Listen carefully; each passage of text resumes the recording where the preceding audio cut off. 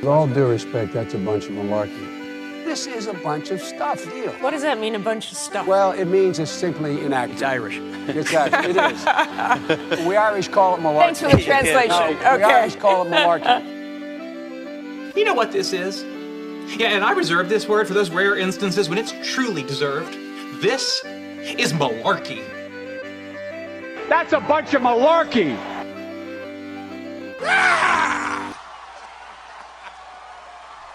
From the King Spring Studios here in Smyrna, Georgia, this is A Bunch of Malarkey. I'm your host, Charlie McMahon. Thank you once again for joining us. I can't thank you enough. Our listenership continues to grow with each passing episode, so I am forever in your debt. Thank you so much for listening, for referring friends and family, for emailing, and being part of the conversation on Facebook and Twitter. So before I start the show, I just want to say that this is the 9th anniversary of the passing of my dad. So I want to dedicate this podcast to him. My dad was a quiet Irish guy with a great sense of humor, and he always found my stories and crazy encounters funny. So I know if he was still around, he'd be listening and laughing along with us. So, Dad, I miss you, and this episode is for you. So, everyone, coming off another weekend, another week passed. This is our 8th episode, so you've been dealing with me now for 2 months. Can you believe that? So I had a good weekend. Thursday night, we got a chance to head out to SunTrust Park. That is the home of the Atlanta Braves here in Smyrna. They're actually in Smyrna now. They're in the suburbs. They're not actually in Atlanta anymore. So having the stadium 10 minutes from the house is great, but we've definitely had to pay for it through our tax dollars. So, they should be giving us free stuff when we arrive there. But the stadium's nice. The team did well.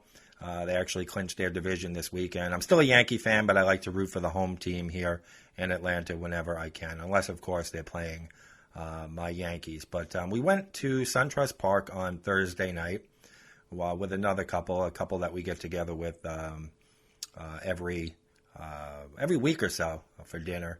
And you may remember Johnny B. He is one of the half of the couple and his wife, and we had a great time. Now, as you know from other podcasts, my wife is vegan, and Johnny B and his wife happen to be vegan, and they've been vegans for a long time before it was trendy and, like the gluten thing. I know some people need to be gluten-free because of certain conditions, but for other people it's trendy. So my wife's been a vegan for 20 years. I'm not sure how long Johnny B and his wife have been vegan, but very long time. So we were told by various sources and online that SunTrust Park, the home of the Braves, has some vegan options to eat there. You have your typical hot dogs, hamburgers, and now at stadiums, forget about it, folks. You can get sushi, which seems a little off at a baseball game, but there's any food you can think of now at any baseball stadium around the country, you can find it. So we were told they had vegan options. So we were actually in corporate seats, thanks to Johnny B's wife's company, and they were great seats. They were part of the Infinity Club, and that's like a little club, that's behind home plate where the seats are outside, but you also have access to an indoor air-conditioned area with a lounge and bars and little places to eat. And it's like your own contained little area. So before the game, we wanted to eat. So, of course, the Infinity Club didn't have any vegan options. So we went wandering around, checking every stand in the entire stadium. And when we finally got behind the center field scoreboard, we actually found a place that had veggie burgers for $14 a piece. So if you're heading out to SunTrust Park and you're a vegan, you got a lot of work to do and a lot of walking to do for some vegan options. But I just thought it was odd that they didn't have it. Atlanta's a pretty progressive city. There actually are a lot of vegans in town. And even the vegan sections of the supermarket are expanding like crazy here. So not sure why we had to walk the entire circumference of the stadium to find a vegan hot dog or hamburger or something. But in any case, I thought I'd throw that out there. That was quite a journey. I thought I would need a compass and a canteen to find it. But also at SunTrust Park, now I understand there's certain laws in certain states that if someone appears under 35 years old, you have to check their ID for if they want to buy a beer or alcohol.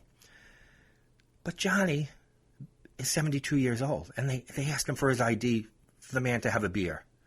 And I'm like, John, when were you eligible to have a beer? And it's basically, let's put it this way. Martin Luther King and Bobby Kennedy were still alive when Johnny B was able to drink. But yes, he's getting carded at a Braves game. It's just very odd. Like I said, I can understand if someone looks a little young, but you're going to card a 70-year-old man? I mean, it's just, it's getting ridiculous out there, folks. So I thought I'd start the show with that. We had some dinner with some friends on the weekend, which was very nice also. So it was a good weekend. I hope yours was great as well. I always like to recap the weekend. And it was actually a pretty mutant-free weekend. I didn't really have any run-ins this weekend, but it's not going to stop me from telling a couple of mutant stories. But first, I want to flash back to last weekend. And I did something. I was part of a social blunder, or a faux pas, as the French say, last Saturday night that was brought to my attention during the week. And it was the first time I've ever done this, so it kind of caught me off guard.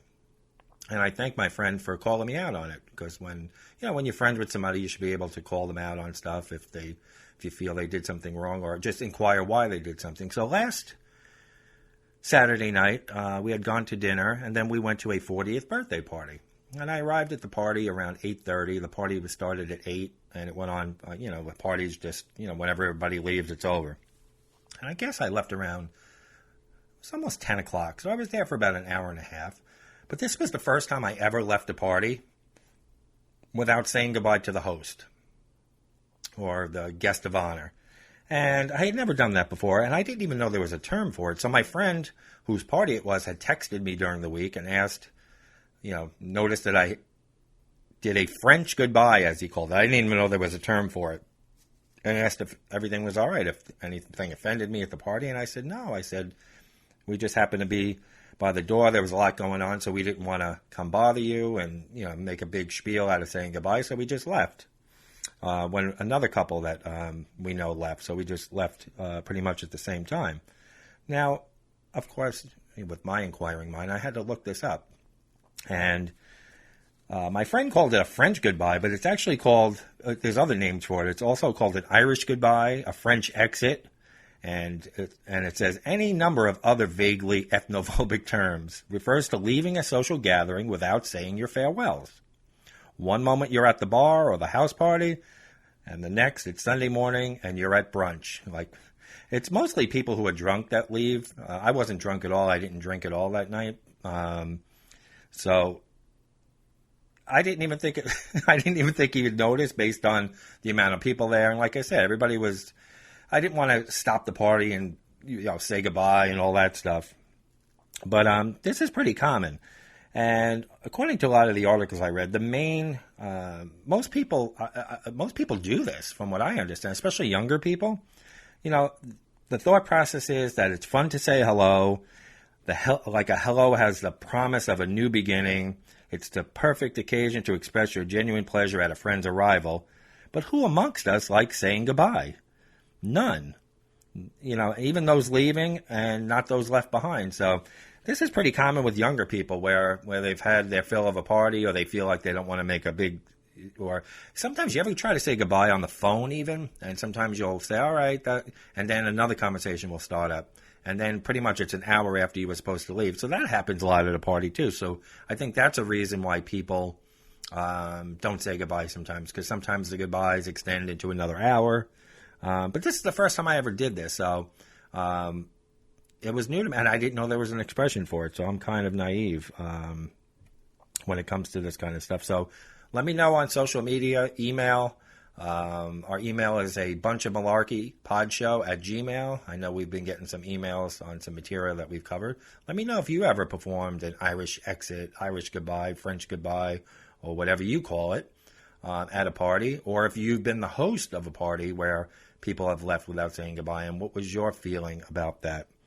Do you think it's an etiquette breach? Do you think it's better? There's no awkward goodbye. What do you think about the Irish?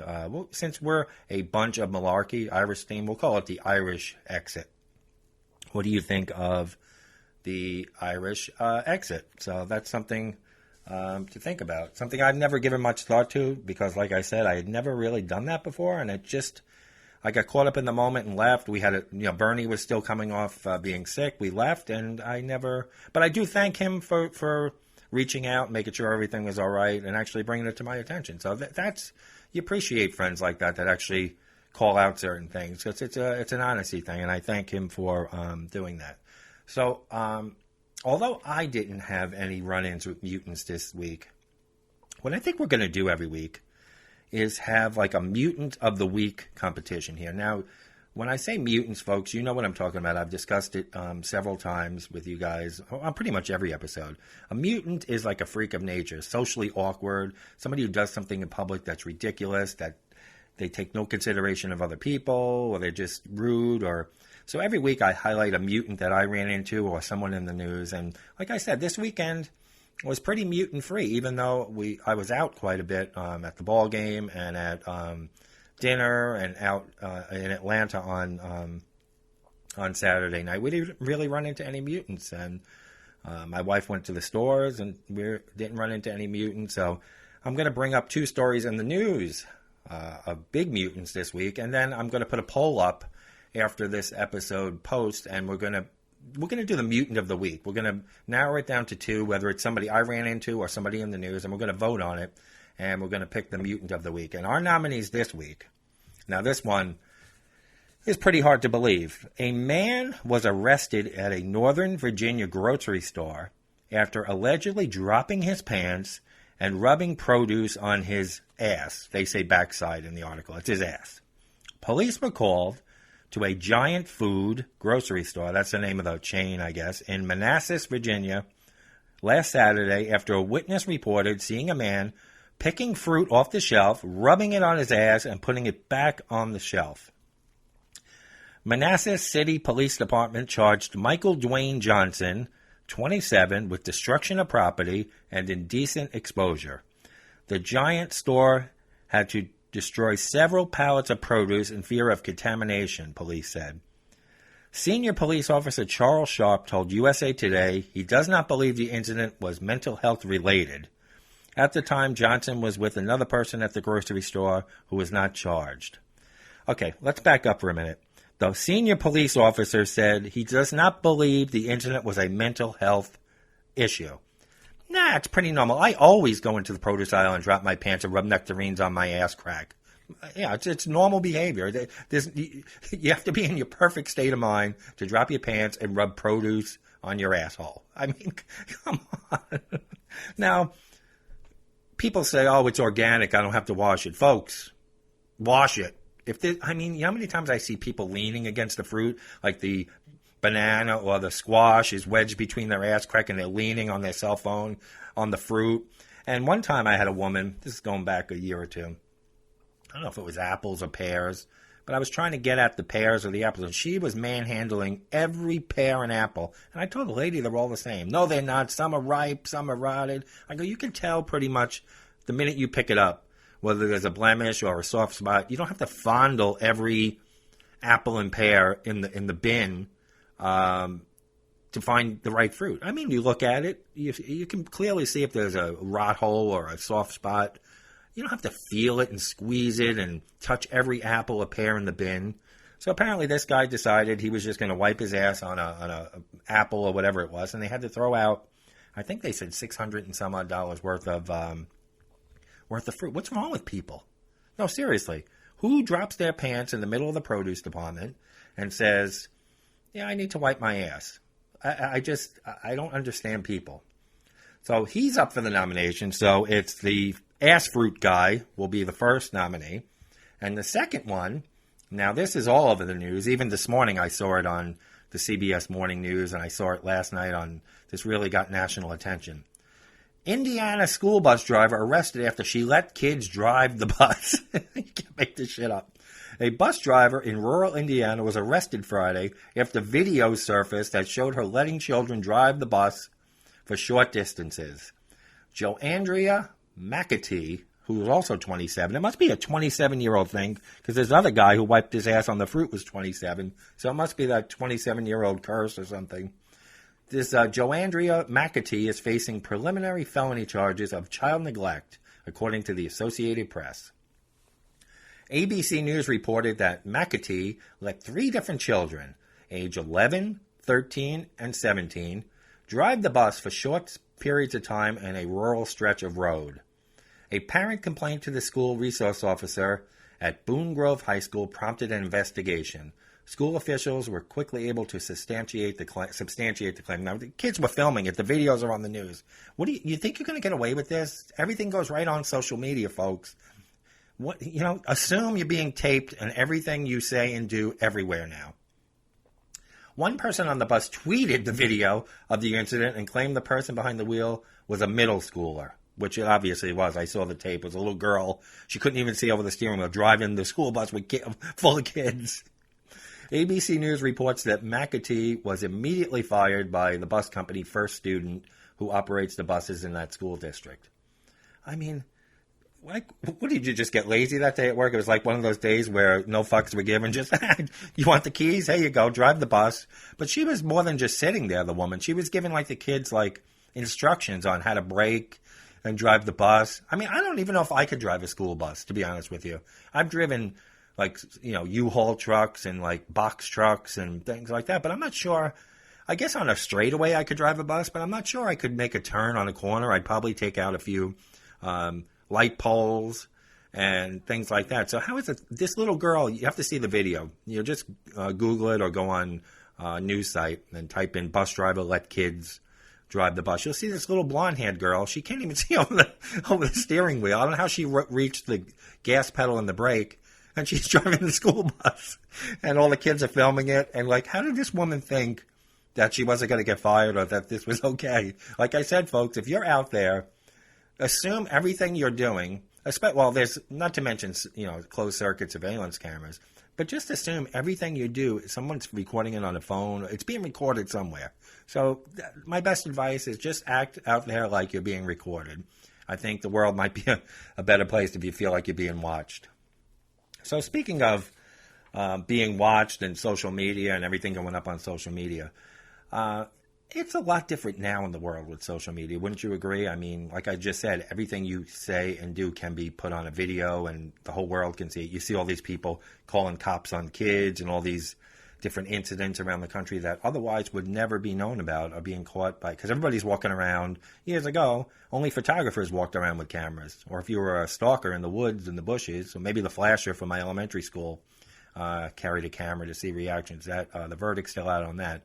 But everybody's walking around with an audio recorder, on a smartphone, a video recorder, a camera, all these gadgets in one. So it's very easy nowadays to put anything up on the internet. And I have to say, Mark Zuckerberg, who founded Facebook, was born in May of '84. Okay, and he supposedly founded Facebook in college. But I want to tell you a true story. My 5th grade teacher, her name was Mrs. Wilbert. This is back in 1982, so 2 years before Zuckerberg was born. And this is a God's honest truth story. She was like a 60-year-old chain-smoking woman with glasses. She had the old, the chain on the glasses, and she would smoke so much that, if we were out at recess or in gym class, we would come back in the classroom, and the whole classroom would stink of smoke because she smoked right. Back then, you could pretty much do whatever you wanted to do in schools or whatever. So she would smoke in the classroom. Very nice lady, older lady. But I remember about a month into 5th grade. Now, in every classroom, there was a big blackboard in the front of the classroom and in the back. And on each side of each blackboard was a bulletin board. So there were 4 bulletin boards in the classroom. So each bulletin board we would use for different things, projects, or she would post different things about reading. You know what bulletin boards are in school. It highlights different things coming up or different lessons. But there was one bulletin board in the front of the classroom on the left side of the blackboard. One day she put up, that paper they used to put, the bulletin board itself had this rubbery material where you could put push pins or staples or thumbtacks in to pin stuff up. And you would cover it with these sheets of different colored paper, depending on what color you wanted and what theme you were going with.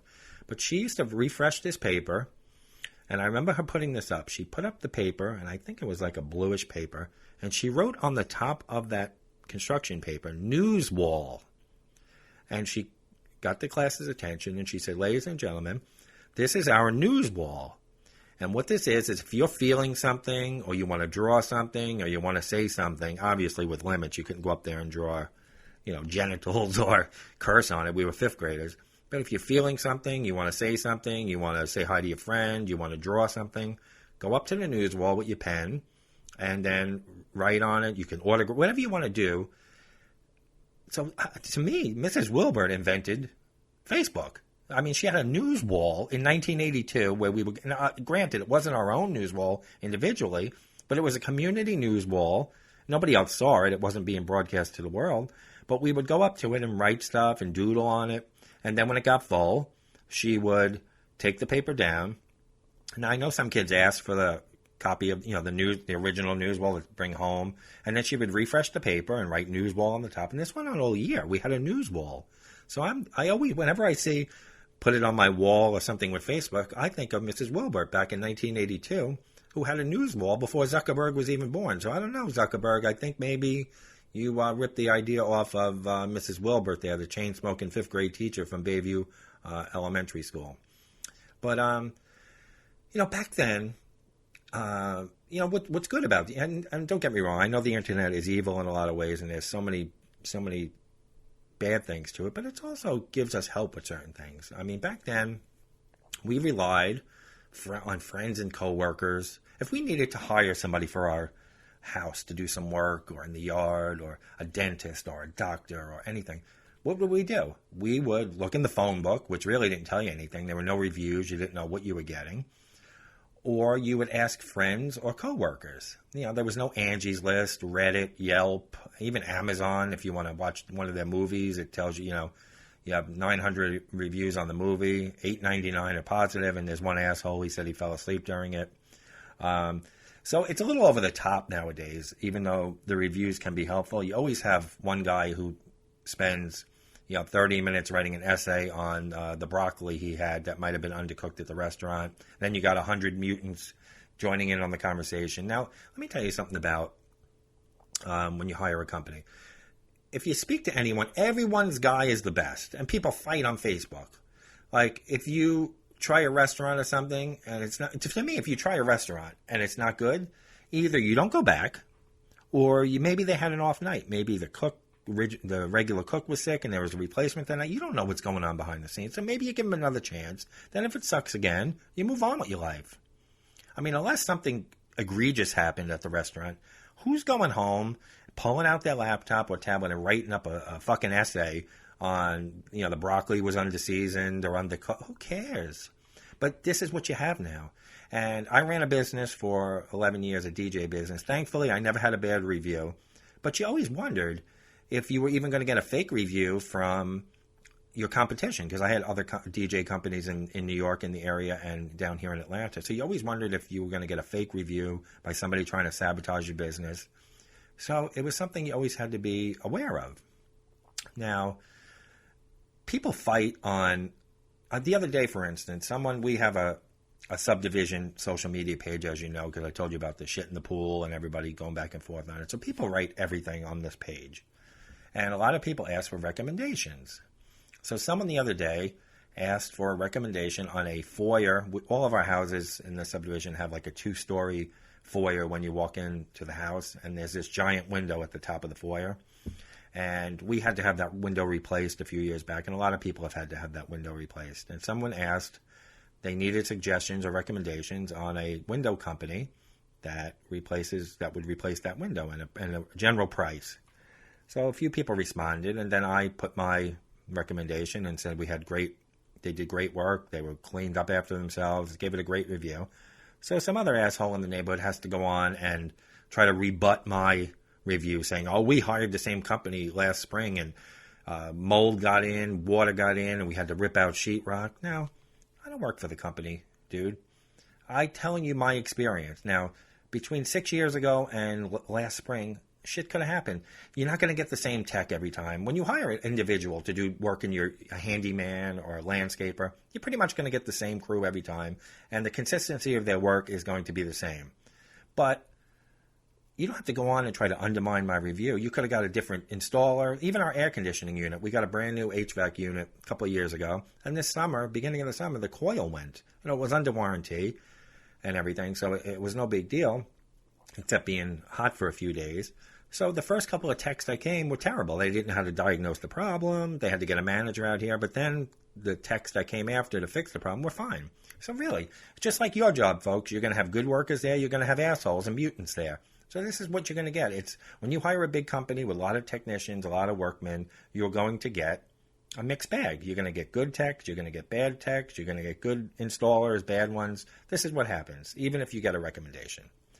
But back in the 80s growing up, when I was a kid, our only social media network, my parents, as you may or may not know, worked for a supermarket chain called Pathmark. They actually went out of business a couple of years ago. This is what they did. I grew up in a very middle-class household, and I actually explain that in my new book, A Whole Lot of Shenanigans. I kind of start off with that, my introduction about my parents working with the public and stuff like that. So, but in Pathmark, there was, it was a big supermarket, so there was a couple hundred people working there between part-timers, full-timers, night shift, every department. So our social media network for recommendations on anything was through Pathmark. My parents would ask around, or everybody would ask around, and everybody knew somebody, and everyone's guy was the best. So everybody had a brother-in-law, a brother, a husband, somebody who did something that could meet your needs. There was no Angie's List to get a review or any of these sites. Our network was Pathmark Supermarket. So just like when you hire somebody with good reviews, it could be a bad person showing up at your house, but our guys were very interesting. Let's start with a guy who did our taxes, my parents' taxes every year. His name was Bob. Bob was a Jehovah's Witness wine salesman. Now, I don't know how that how that balances out, but Bob, my dad knew Bob for years he was a wine salesman, and I don't know how he knew him through the supermarket, but Bob was a nice guy. So every year around before the tax deadline, Bob would come to our house, and this guy, I'm going to say, he did the work right. Bob knew his shit when it came to accounting and his side business, and he did a good job on the taxes every year. But Bob was a Jehovah's Witness, and again, I don't have anything against anybody's religion or anything, but if you got Bob started, if you even mentioned God, if you said, God bless you when somebody sneezed, he would be there all night. Now, the taxes normally would take an hour, and if you got Bob on a roll about God, he would be there for 3, 4, 5 hours just rambling about God. So my dad used to tell us, don't say anything about God, just let him do the taxes, and let him get the hell out of here in an hour or an hour and a half. We can make small talk, but just don't say anything. So Bob would show up every year with this really one of those big hard briefcases with the locks on it. He would click, he would sit down, and he was a nice guy, a little quirky, and he would sit down and pop open his briefcase, and he would get this big adding machine out, the one you plug in with the big tape on it. He would plug that in, and it would make that little noise, so you knew Bob was ready to go. And my parents would always ask him, Bob, do you want some coffee and cake? Everybody put out coffee and cake back then. You go to people's houses now, you don't even get a piece of pound cake. Now, back then, you had cake. When you knew somebody was coming over, you had a cake, you had coffee ready. Everybody put something out when somebody came over. It was the right thing to do. It still is, but a lot of people, you go over, you don't even get a piece of pound cake. But that's a whole nother show.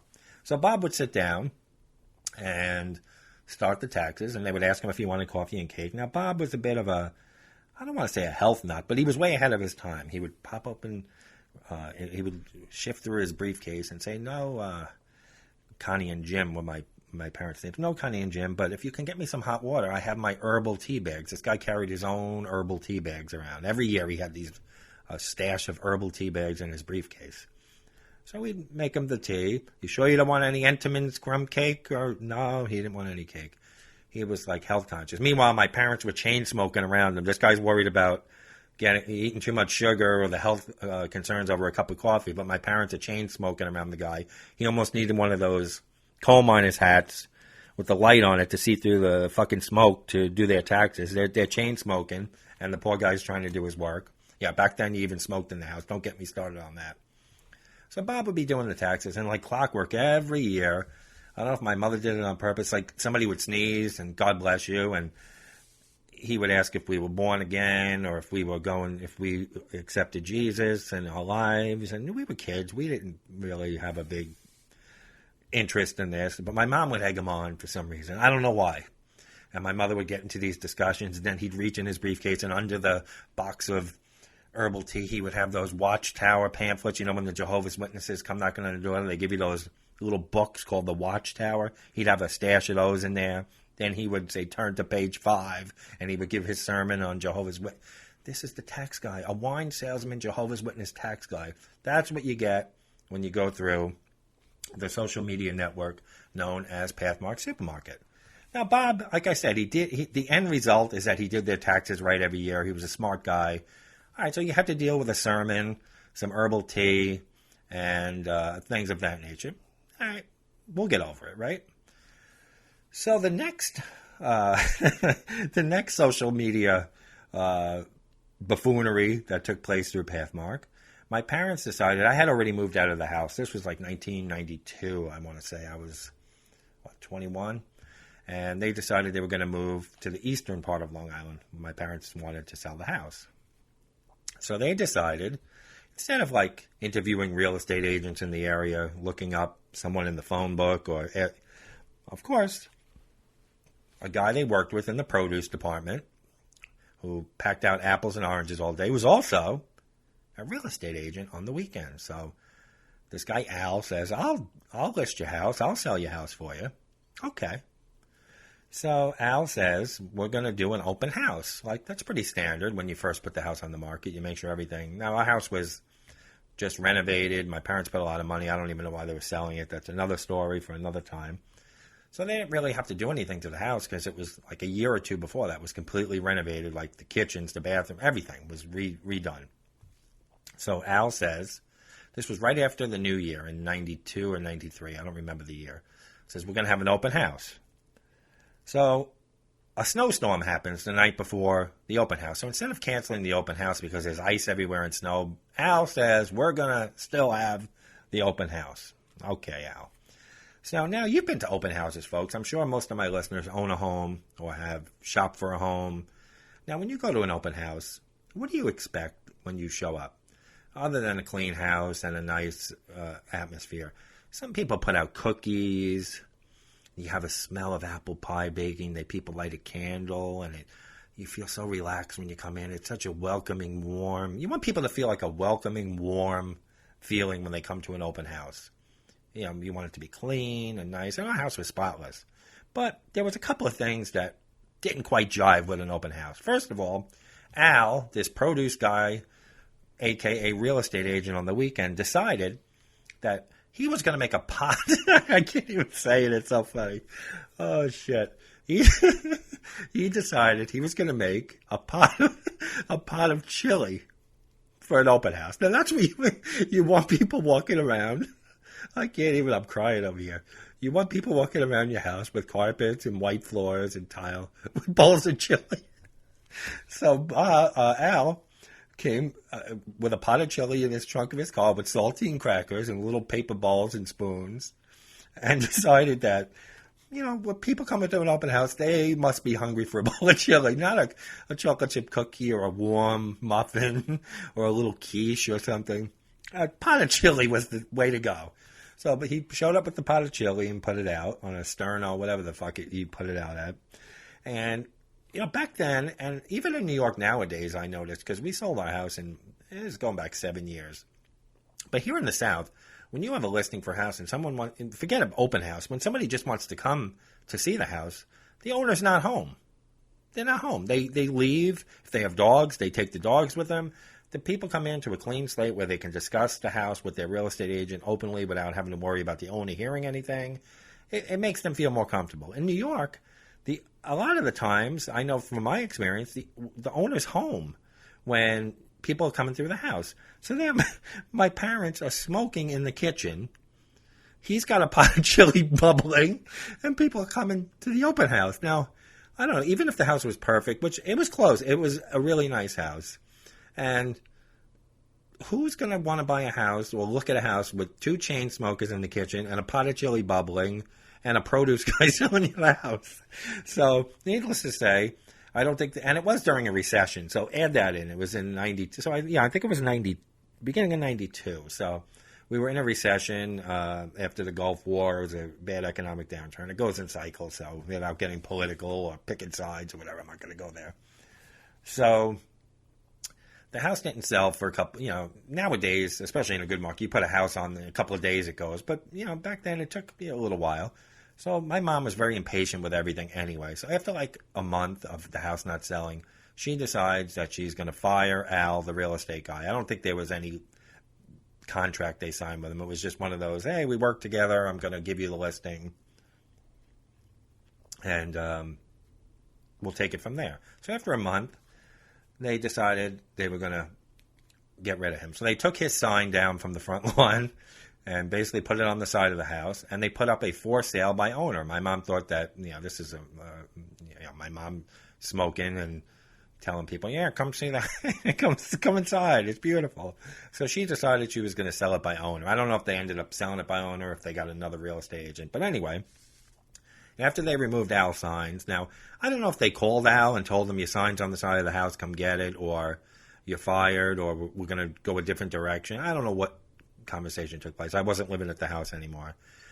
But one Saturday morning or on the weekend, my brother happened to be either near the front door or looking out the window, and he saw Al, the produce guy, pull up, all pissed off because he saw a for sale by owner sign on the lawn, ripped the for sale by owner sign, threw it in his truck, and then screeched out. I don't know if a chase ensued, if my brother chased him or what happened.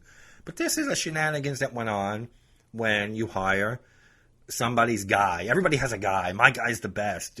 Everybody's guy is the best. Even look on Facebook now. Recommendations for a veterinarian. 95 people respond with 95 different vets, and everybody's guy is the best. So this is what happens when you hire a produce guy as a real estate agent. So the third and final one on this social media referrals themed podcast. I just can't believe I lived through all these stories. Like every week after I do these podcasts, I'm like, and the stories are endless, folks. I was born into chaos. It was always chaos going on in my house, and it seemed to have followed me around my entire life. This is why I have all these stories. So after Hurricane Gloria, now I spoke about Hurricane Gloria a few weeks ago, the hurricane that came where we were all sitting on the bird shit-ridden picnic table down the basement with a box of cookies and a gallon of water as our survival kit. So Hurricane Gloria came in September of 85.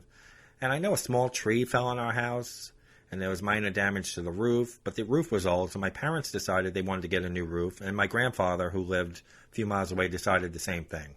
So, of course, where did they go? Not to the yellow pages. Their fingers didn't do the walking in the yellow or white. Remember that? Fingers do the walking through the white or yellow pages, whatever it was. Of course, they went to the social network known as Pathmark Supermarkets. And the dairy manager happened to have a brother-in-law. The dairy manager's sister was married to a guy who was a, quote, handyman, end quote, who did roofs and everything. Now, I don't know if you want a handyman putting a new roof on your house. You want a roofing company that's insured, and if anything happens, even back then, you get into a contract. But like with anything else, my parents, for some reason, it was always some shady shit going on. So Bob the roofer came. Well, another Bob. Bob the tax guy, now Bob the roofer. He wasn't even a roofer. I don't know why you call him Bob the roofer. Bob the whatever. Shows up in a dilapidated pickup truck with his son, teenage son, and I think there was an older guy, maybe Bob's dad. He looked like he was 100. He couldn't even walk. Now, they were going to put the roof on the house. So in a couple of days, they put the roof on the house. And for some reason, when you get a tree cut down, when you get a roof taken off, the company takes the old shit away. The old shingles, the old branches. Every company I've ever hired in my life and every house we ever owned, they clean up after themselves. They take it away. For some reason, Bob the roofer didn't have the means to take the shingles away. So me, my brother, and my dad ended up piling these shingles on the patio, thinking that this guy was going to come back and get the shingles, which he never did, and the shingles sat there forever. I don't even want to get into that. But we had a new roof. Nonetheless, great. Hurricane's over. The damage is fixed. We have a new roof. And now this was early October, a couple weeks after the hurricane. Now fast forward to the day after Thanksgiving that year. So what, 6 weeks later? 7 weeks later? Had a heavy rainstorm. And of course, the shoddy work by Bob, the clusterfuck roofer. The roof sprung a leak. It was right above the front door to our house. And we didn't realize it. I mean, we thought the sheetrock was getting wet, but we were like, we didn't know. So we go to bed that night, day after Thanksgiving, and we hear a crashing sound in the middle of the night. No, it wasn't Marianne on the chair with her ass in the handball with that crashing sound. It was a big chunk of sheetrock falling in above the front door. So now we're like, oh, Bob fucked us. This guy wasn't a good qualified roofer. So we had to do a quick fix on the thing. So I think my grandfather was a painter. He came and cut the sheetrock to the beam. So now we have this big rectangle of open air up to the attic with a leak because of Bob's shoddy work. So until we got it done, got the sheetrock, we weren't going to fix the sheetrock until we got the roof fixed and patched, and Bob came back or whatever, whoever came back. So my dad's bright idea was to put he said, let's just thumbtack a plastic bag, real white trash. Let's thumbtack a plastic bag over the opening. It was about the size of a plastic bag that's not open, like a square, rectangle. So we tacked that up.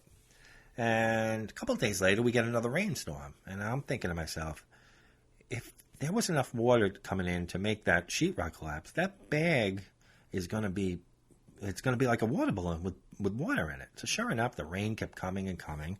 And I'm thinking maybe that bag should be down with, and I'm 14 and I have logic. And I see the bag bulging and bulging. Now a bucket should have just been there until the roof. So the bag is bulging now, and this thing's ready to come off with gallons of water in it. So I turned to my dad and I said, what should we do? He's sitting there smoking, not a care in the world. My dad didn't get stressed about anything. Poke a hole in it. So there I am, 14 years old on a folding chair. Up there, I don't know what the hell I had. I don't know what I had.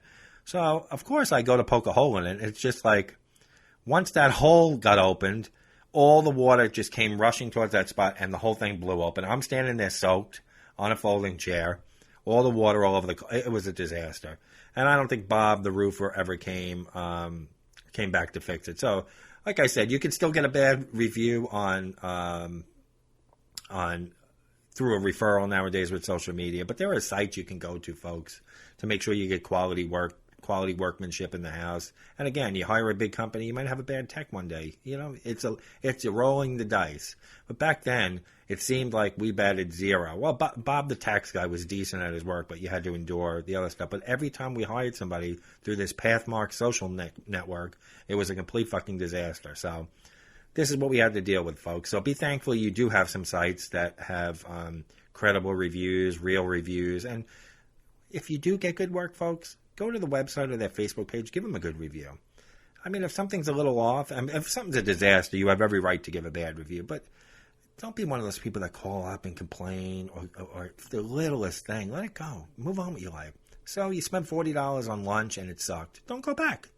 Why do you got to go and trash somebody's business? And I mean, if somebody cursed you out, one of the employees, or something really bad happened, do what you got to do. But if something's a little off one night, move on with your life. You'll get over it. So that's my rant about social media and social networks and things like that.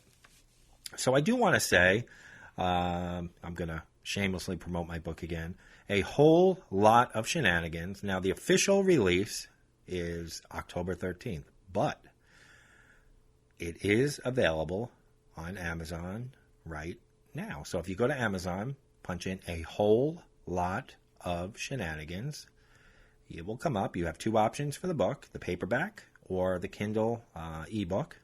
So that's for sale now. So if you wanted to get it ahead of time and you don't want to wait till October 13th, I am letting you know it is available. Now, I know a lot of my friends and followers want, that I've known for a long time, want a personalized copy, and I will be setting, a signed copy or personalized. If you still want that, then don't buy it through Amazon.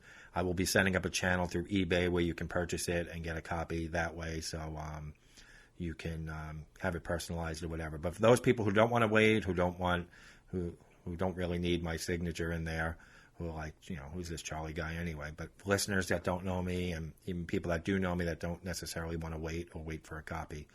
If you go to Amazon, it is available, a whole lot of shenanigans. I think you will enjoy the book. It's funny.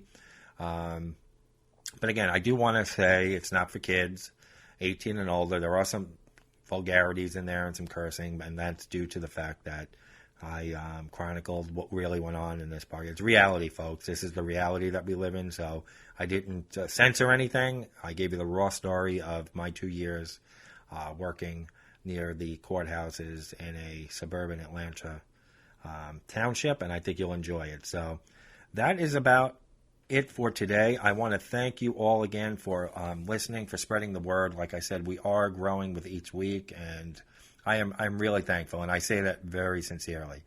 I love to hear from you, so if you're by your computer, email me, abunchofmalarkeypodshow@gmail.com. Let me know if you even have a thought for an idea for the show. Perhaps you want to be a co-host. We can do that through phone now. Go to Twitter, @MalarkeyPodShow. Let us know what you think there. And our Facebook page, which most of you are on, A Bunch of Malarkey. Once the show is posted, let us know what you think. And we are going to have a poll probably on Wednesday to determine who the mutant of the week is. Is it the guy who wiped the fruit on his ass, or is it the woman who let 13 and 11 and 17-year-olds drive her school bus? And we are available on Spotify, iTunes, Google Play, and we are coming to iHeartRadio as of October 10th. So, folks, I want to thank you again. Please, when you see the Facebook post go up that the new episode alert, click the share button. Let your friends know. We want to continue to grow this. And if your friends listen, you guys can discuss the show amongst yourselves. Maybe I can have you guys on as a co-host. We're going to do video previews, which I started last week. And eventually we are going to do a live show where you'll still be able to get the podcast on the platform you currently listen to it. But we're also going to have a live video on Facebook. And if you can't catch the live feed, you can catch the video at your leisure. It'll be up on our Facebook page, A Bunch of Malarkey. So thank you so much, folks. I hope you have a great week. And I sincerely thank you for tuning in every week. So, as I always say, and it doesn't change from week to week, beware. It's a shit show out there. Thanks for listening. This has been A Bunch of Malarkey.